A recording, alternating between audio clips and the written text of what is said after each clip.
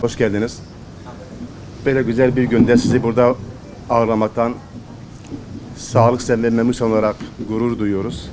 Sizler Batman'ın eli, gözü, kulağı insanlarsınız. Emeğinizden dolayı sizlere teşekkür ediyoruz. Batman'ın en büyük ve en ciddi sorun haline gelen kamu hastanelerimizin yetersizliği üzerine bir bilgilendirme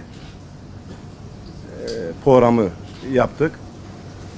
Türkiye son yıllarda sağlık alanında ciddi adımlar attı. Bu ülkemiz adına gurur vericidir. Fakat ilimiz genç bir il, hızlı bir nüfus alan bir il. 1989'da il olduğunda 90 bin nüfusuna sahipti. Bugün 500 bini aştı. Batman, Türkiye'de kamu yatak sayısı oranında en düşük il.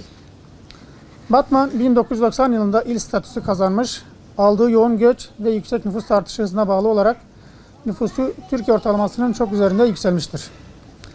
Nüfusun %75'i gibi büyük bir çoğunluğunun kent merkezinde yaşadığı Batman'da fiziki olarak yetersiz olan kamu hastaneleri vatandaşlarımızın nitelikli sağlık hizmeti ihtiyacını artık karşılayamamaktadır.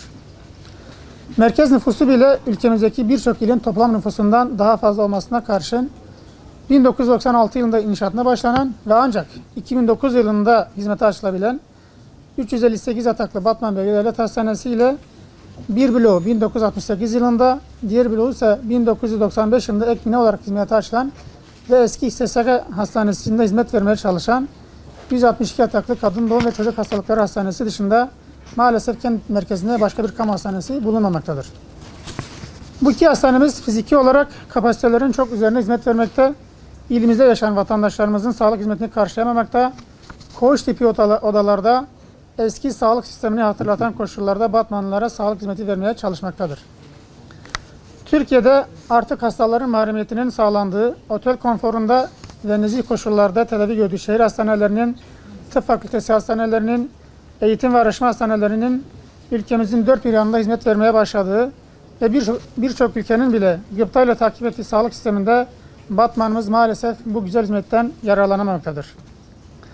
Batman 2018 yılı verilerine göre 10.000 kişiye düşen yatak sayısında Türkiye'de 80. sırada yer almaktadır.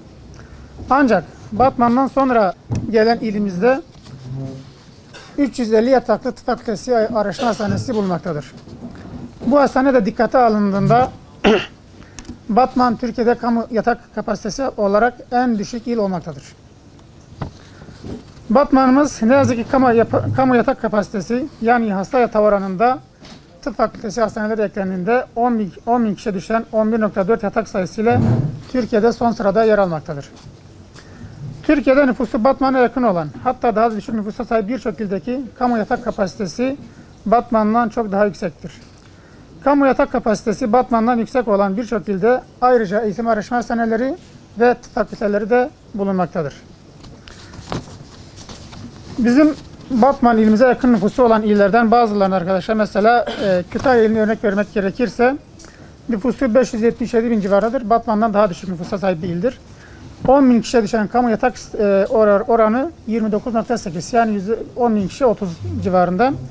Bunun haricinde ayrıca da tıp fakültesi bulunmaktadır. Yine Elazığ'da da bizim ilimize yakın nüfusa sahip bir il. Burada 10.000 kişiye düşen yatak sayısı 28, ayrıca da tıp fakültesi hastanesi bulunmaktadır.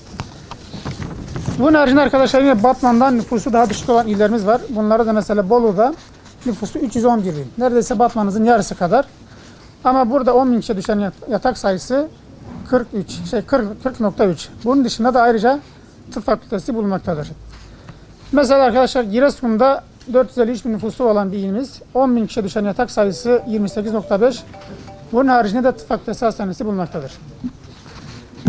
Değerli basın mensupları, şunu öncelikle belirtmek gerekir ki biz Türkiye'deki her bir vatandaşımızın en iyi sağlık hizmetini en kaliteli bir şekilde, en konforlu koşullarda almasını tabii ki isteriz. Ülkemiz 2002'den beri Sayın Cumhurbaşkanımızın öncülüğünde sağlık sisteminde ve sağlık hizmetlerinde devrim niteliğinde gelişmeleri şahit olmuş. Bu gelişmeler sonucunda yurt dışından tedavi için birçok hasta ülkemizi tercih etmeye başlamıştır. Sağlık alanındaki bu güzel gelişmelerin devam etmesini ve sağlık hizmetlerindeki kalitenin ve hasta memnuniyetinin ilimize de görülmesini ümit ediyor ve bekliyoruz. Malumunuz olduğu üzere kamuoyunun da yakın gündeminde olan 200 yataklı bir hastanemiz var yeni hastane olarak. Bu uzun bir süreden beri Batman kamuoyunu gündeminde olan yeni devlet hastanesi projesinin 2019 yılı yatırım programına alındığına dair karar birkaç gün önce resmi gazetede yayınlandı. Ancak bu yeni hastanenin Batman halkının ve kamuoyunun beklentilerinin aksine 200 yataklı olarak yatırım programına alınmasının Batman'ımızın yetersiz kamu yatak sayısı sorununa derman olmayacağı aşikardır.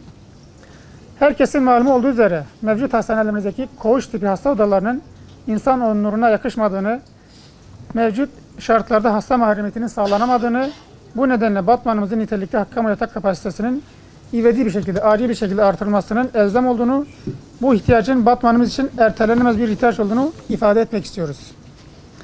Sağlık Sen ve Memur Sen olarak Batman'ımız için yeni hastane projesinin en az 708 yataklı olarak revize edilmesini, hem ilimiz hem de çevre illerden sağlık hizmeti için Batman'ı tercih edenlerin 3. basamak sağlık hizmeti alabileceği eğitim ve araştırma hastanesi statüsüyle vatandaşlarımızın hizmetine açılmasını talep ediyor.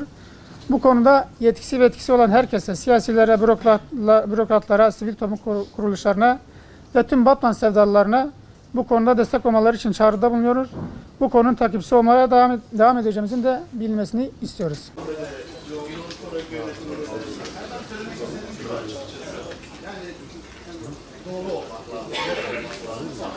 Bizim Batman'ımız yok. Buranın biraz daha hızlı ilerleyebilmesi için siyasilere net mesaj vermek gerekiyor.